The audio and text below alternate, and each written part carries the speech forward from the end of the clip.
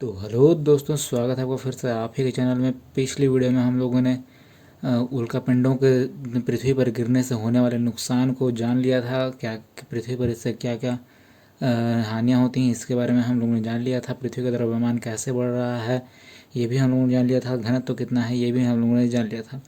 पिछली वीडियो में बस मैंने आप लोगों को घनत्व तो कितना है ये बताया था, कैसे निकालते हैं ये मैंने नहीं बताया था, जो आपको आज मैं बता दूंगा।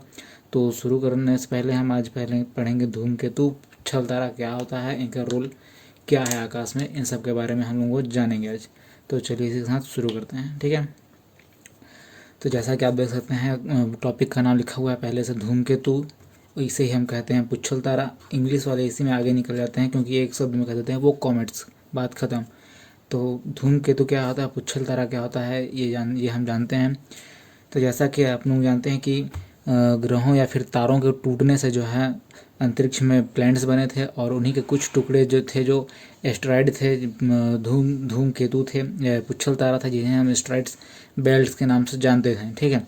जो अगर हम उसे दूर से देखें या फिर पृथ्वी पर से टेलीस्कोप के माध्यम से देखें तो वो फिर कचरों के समान जो है आकाश में दिखाई पड़ते हैं, जो एक जगह इकट्ठा हुए दिखाई पड़ते हैं, और वो भी जो है सारे ग्रहों के साथ हमारे सूर्य का जो है चक्कर लगा रहे होते हैं। तो धूमकेतु मतलब क्या होता है, धूम मतलब होता है धूल, ठीक है। धूम मतलब हो जाएगा धूल, और केतु मतलब होता है तारा।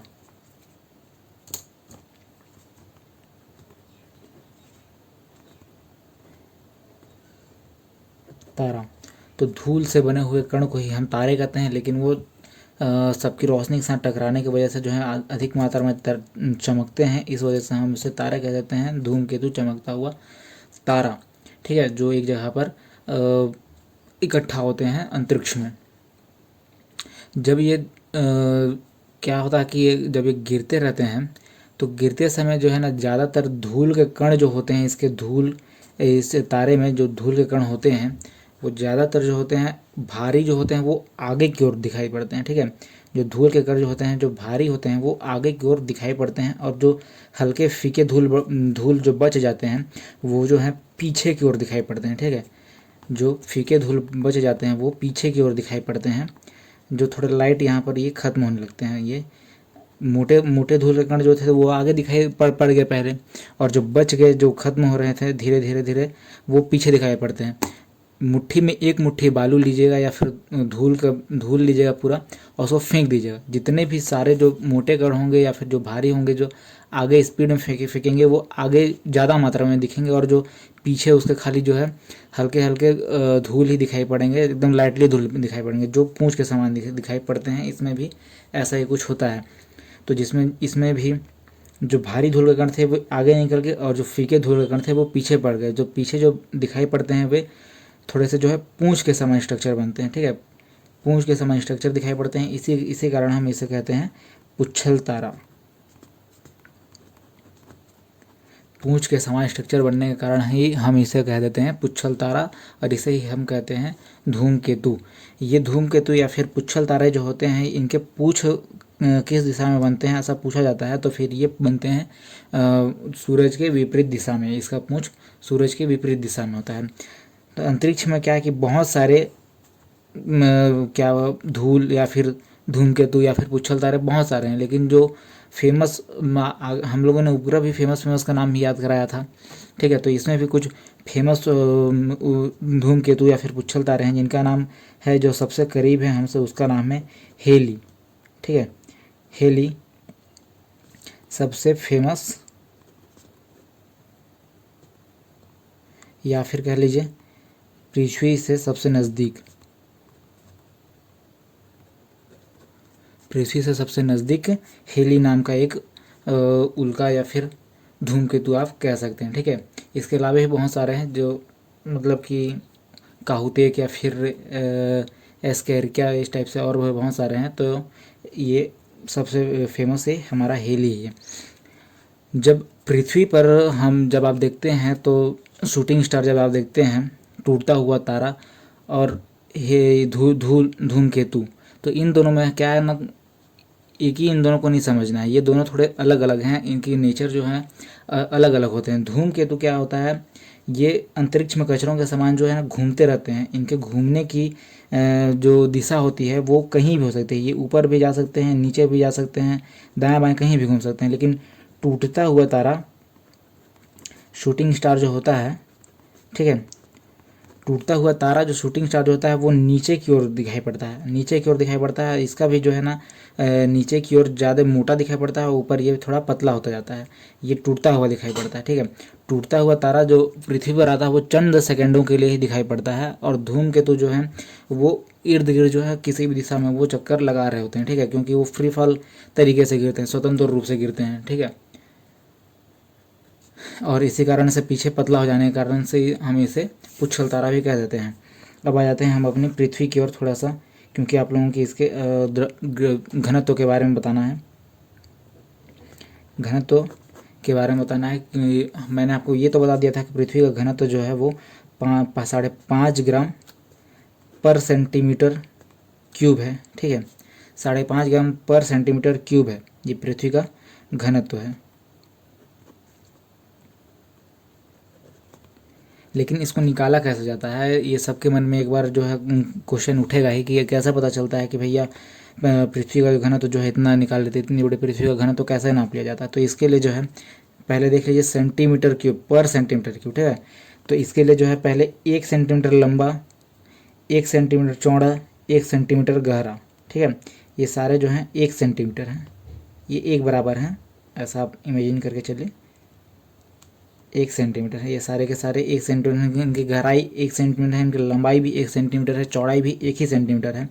तो ये इस 1 सेंटीमीटर के डब्बे में जब आप 1 सेंटीमीटर का ये डब्बा बनाएंगे तो पृथ्वी से कहीं भी एक मुट्ठी धूल उठा के या फिर बाल मिट्टी उठा कर जब इसमें आप डालिएगा तो इसका वजन तौलने के बाद जब इसका वजन तौल निकालिएगा तो इसका वजन जो है 5.5 ग्राम ही आएगा। मतलब लगभग तो 5.5 ग्राम ही आएगा, थोड़ा बहुत ऊपर नीचे हो जाएगा तो होगा, लेकिन लगभग 5.5 ग्राम ही आएगा। तो इसमें जो है सारे जो है 1 सेंटीमीटर लगा हुआ है, ठीक है। लंबाई चौड़ाई ऊंचाई जो है 1 सेंटीमीटर ही लगा हुआ है। तो यह इसका जब मल्टीप्लाई करेंगे तो 1 सेंटीमीटर 3 है तो क्यूब, ये इतना इसका मान आता है, ठीक है। इसलिए पृथ्वी का घनत्व कहीं से भी आप नापेंगे तो 5.5 ग्राम पर सेंटीमीटर क्यूब आएगा। घनत्व भी तो आखिर उसे ही कहा जाता है ना कि 1 सेंटीमीटर क्यूब के आयतन में कोई चीज़ मतलब जितने ग्राम आ जाती है उसे ही उसका घनत्व कहा जाता है, ठीक है। फिजिक्स के टॉपिक या फिर मैथ्स के टॉपिक में ये सब पढ़ाया जाता है आप लोगों को। अब हम जानते हैं कि पृथ्वी जो है पहले 21 डिग्री पर जो झुकी हुई थी, आज की डेट में ये 23.5 डिग्री पर झुकी हुई है। तो ये कैसे झुकी हुई है, इसको कैसे निकाला जाता है, ठीक है। पृथ्वी हमारी जो झुकी हुई है ये कैसे झुकी हुई है, तो पृथ्वी जो है हमारी ये हमारी पृथ्वी जो है ना ये कुछ इस तरीके से है। पृथ्वी हमारी कुछ इस तरीके से है, सपोज दैट। तो ये जो है पूरी गोल नहीं है, 360 ये पूरी नहीं है, ये ध्रुवों पर से अपनी जो है थोड़ी चपटी है, ये अपने ध्रुवों पर से थोड़ी चपटी है, ऐसे चिपी हुई है, ध्रुवों पर से ये चपटी है, ठीक है। तो ये हो गया उसका ध्रुव। तो ये पृथ्वी 2 जगह से झुकी हुई, ये एक अपने ध्रुवों से, मतलब ध्रुवों को हम कह देंगे ध्रुवीय व्यास, और यहाँ से झुकी हुई है वो विषुवत व्यास। तो ये 2 जगह से जो झुकी हुई है इसे पहला तो आ जाता है अक्ष और दूसरा आ जाएगा ये अपना तल, ठीक है। तो पहले हम इसके झुकाव या फिर इसे चपटे का समझ लेते हैं कि ये इससे क्या मान निकलता है। तो ये ध्रुवों पर से झुकी हुई है, ये पृथ्वी जो है ध्रुवों पर से चपटी है, झुकी हुई नहीं चपटी है। तो इसे हम कहते हैं, इस चपटेपन को हम कहते हैं ध्रुवीय व्यास, ठीक है। ध्रुव पर से चपटी है तो इसे हम कहेंगे ध्रुवीय व्यास।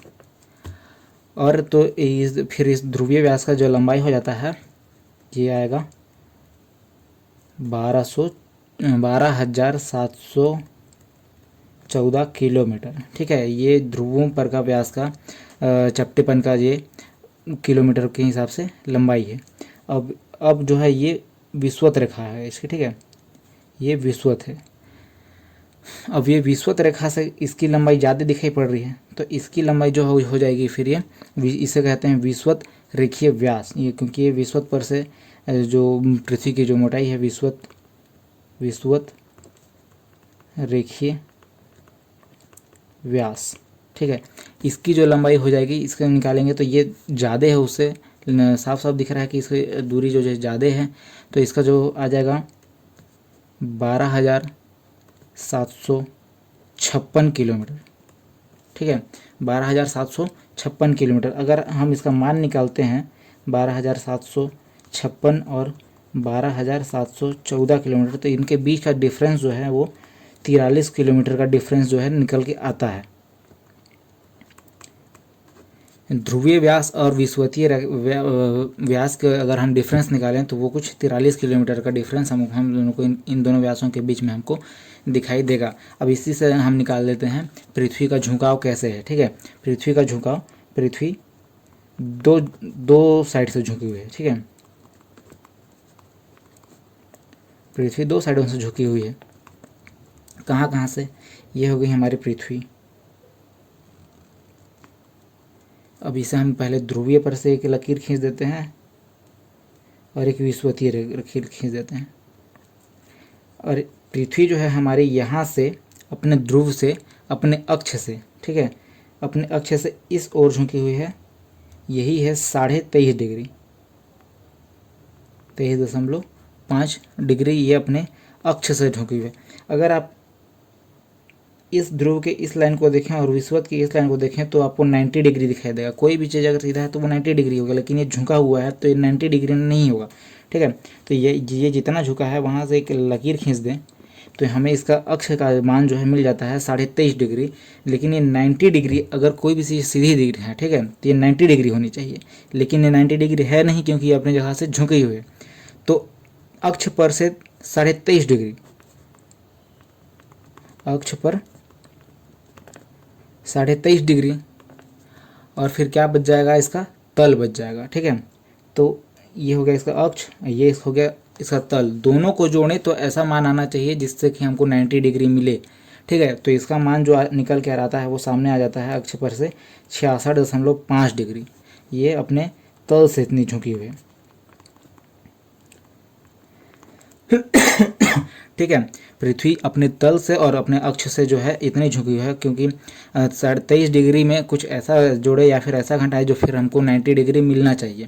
ठीक है, तो ये अपने अक्ष पर से 23.5 डिग्री झुकी हुई है और अपने तल पर से जो है 66.5 डिग्री झुकी हुई है। इन दोनों को जोड़ने से जो है 90 डिग्री आना चाहिए। अब क्या होता है कि पृथ्वी के घूर्णन को हम समझ लेते हैं। पिछले भाग में हम लोगों ने पृथ्वी का घूर्णन और परिक्रमण पर देख लिया था, लेकिन इससे होने वाली घटनाओं को हम नहीं जान पाए थे। तो पृथ्वी के घूर्णन, ठीक है, रोटेशन, अपनी जगह में जब पृथ्वी घूमता है 24 घंटे में, वो पृथ्वी के घूर्णन से घटनाएं। पृथ्वी जब अपनी ही जगह में 24 घंटे में घूमता है तो उससे क्या क्या घटनाएं होती है? तो सबसे पहला तो 24 घंटे में हमारी दिन और रात का घटना हो जाता है। ठीक है, दिन रात की घटना होती है पहले तो, जिससे आप सोते जगते हैं, दिन रात की घटना। दूसरा जो है ज्वार भाटा की घटना होती है, टाइड और इफ जिसे कहा जाता है इंग्लिश में। तो कैसे ज्वार और भाटा आएगा? पहले दिन रात तो समझ गया कि ये पृथ्वी है, ऐसे घूम रही है, ऐसे ऐसे घूम रही है। ठीक है, तो ये जब सूरज इधर आएगा तो फिर इधर दिन हो जाएगा, जब इसके पीछे वाला भाग रात में आ जाएगा। तो ये तो आप पहले भी समझ चुके हैं, लेकिन ज्वार और भाटा कैसे आएंगे? ठीक है, तो पृथ्वी जब घूमती है, ये पृथ्वी है, ये घूम रही है अपने जगह में, इस तरीके से ये घूम रही है, तो इसे घूमने से एक झटका लगता है। ठीक है, पृथ्वी के घूमने से एक झटका महसूस होता है जिसे हम कहते हैं कोरियोलिस बल। ठीक है, पृथ्वी के घूमने से लगने वाले झटके को कोरियोलिस बल कहते हैं। ठीक है, कोरियोलिस बल कहते हैं। पृथ्वी जब घूमती है तो एक झटका लगता है जिसे हम कोरियोलिस बल के नाम से जानते हैं। अब जाहिर सी बात है, देखिए आप एक प्लेट लीजिए, उसमें पानी रख लीजिए, पानी को आप उस प्लेट को लेकर के घूमिए, अब एक ही जगह पर जो है आप घूमिए, तो जाहिर सी बात है उस प्लेट पर से पानी की छलकार जो है ऊपर उठेगी, वो जो छिटकने लगेगा इधर उधर, वो छींटे उसके छींटे इधर उधर पड़ने लगेंगे, ठीक है। तो ऐसा ही कुछ होता है हमारे पृथ्वी में मौजूद समुद्रों के साथ। जब पृथ्वी जब घूमने लगती है तो उसके साथ एक झटका लगता है, ठीक है। झटके लगने से कारण पानी में टकराव होता है, पानी में जहाँ जहाँ समुद्र में चट्टानें हैं उसमें टकराव लगता है, ठीक है। तो वही उन्हीं चट्टानों में पानी टकराने के कारण जो है पानी की लहरें ऊपर उठती है, जिसे हम कहते हैं ज्वार, ठीक है। झटके के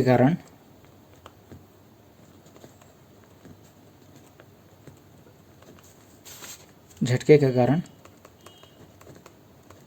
पानी में टकराव से लहरें उठती हैं, लहरें ऊपर की ओर उठती हैं, ठीक है। लहरें ऊपर की ओर उठती हैं जिसे हम कहते हैं ज्वार, टाइड,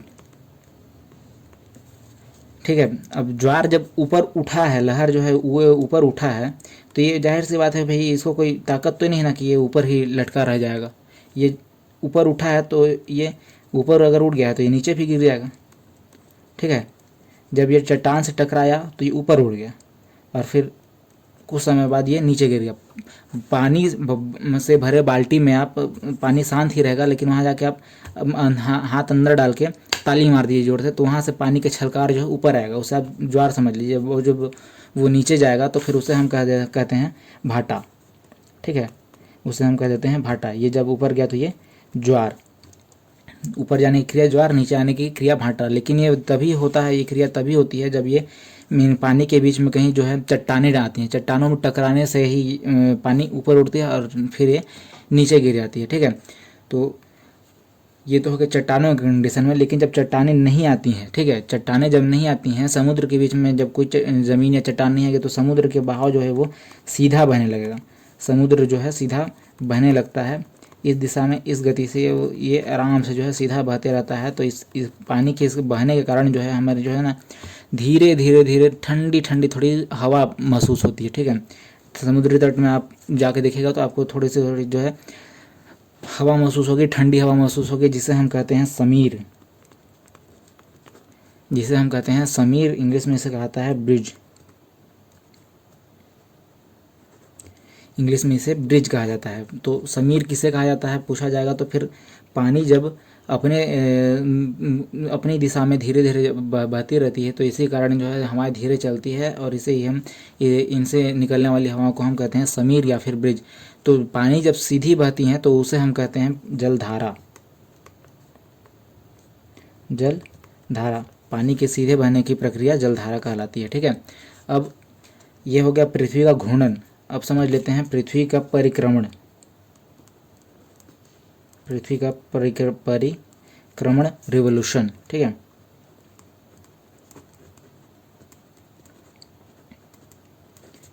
इससे अब पृथ्वी का परिक्रमण जान लेते हैं। पृथ्वी के घूमने से तो जान गए कि दिन रात वगैरह वगैरह होते हैं। अब पृथ्वी का परिक्रमण, इससे क्या होता है कि ये तो भैया 365 दिन में घूमता है, ठीक है। 360 डेज और घंटे कितने, 6 घंटे। 360 दिनों में घूमता है 6 घंटे में। तो इसके कारण क्या होता है, साल बदलते हैं। पहले ईयर बदलता है, और इसके कारण क्या होता है, मौसम बदलता है, ठीक है। मौसम में बदलाव, साल बदलते हैं तो मौसम बदलते हैं, ठीक है। मौसम बदलने के कारण क्या होता है कि दिन और रात छोटे बड़े हो जाते हैं। जब जैसा जैसा मौसम बदलता है देखिएगा दिन रात छोटे बड़े होंगे। जैसे कि ठंडी के दिन में दिन छोटा हो जाता है, रात जल्दी हो जाती है, और गर्मी के दिन में जो है दिन 7, 6:30, 7 बजे तक हमको उजाला जो है दिखता रहता है। तो उस समय तक हम जो है गर्मी में दिन समझ लेते हैं, लेकिन ऐसा ठंडी के दिन में नहीं होता, ठीक है। तो इससे जो है मौसम में बदलाव होने के कारण रात दिन छोटे बड़े होते हैं, ठीक है। रात दिन की घटना जो है छोटे बड़े होते हैं। और क्या होती है कि ध्रुवों पर जो है ना, ध्रुवों पर जहाँ पर आप पृथ्वी में देखे थे ऊपर जो है ध्रुव, इस दिशा में ध्रुवों पर क्या होता है कि 6 महीने दिन और 6 महीने रात होती है। ध्रुवों पर 6 महीने दिन और 6 महीने रात। ये सारी घटनाएं जो हैं ये सारी घटनाएं पृथ्वी के परिक्रमण के कारण होती है, और पृथ्वी के रेवोल्यूशन रोटेशन के कारण भी कौन सी घटनाएं होती है, ये सारी चीज़ें जो है हमने समझ लिया है। तो इसी के साथ जो है लगभग हमारा ग्रहों का समाचार जो है, ग्रहों का परिभाषा जो था वो ख़त्म हो रहा है। इसके बाद जो है हम चंद्रमा के बारे में भी थोड़ा जान लेंगे, क्योंकि पिछले कुछ टॉपिक्स में चंद्रमा का खाली आगे बढ़ गए थे, लेकिन चंद्रमा के बारे में हम लोग कुछ खास तरीके से जाना नहीं था। तो अगली वीडियो में जो है हम अगली टॉपिक में आएंगे, चंद्रमा के बारे में पूरे डिस्कस करेंगे, उससे होने वाले अमावस्या या फिर पूर्णिमा, ये इन सब चीज़ों के बारे में हम अच्छे से जानेंगे। और अगर आपको कुछ समझ नहीं आया हो तो प्लीज़ कमेंट में पूछें, ज़रूर बताया जाएगा आपको कुछ समझ ना आएगा तो। और बस आज के लिए इतना ही। थैंक यू, तब तक के लिए जय हिंद। ठीक है।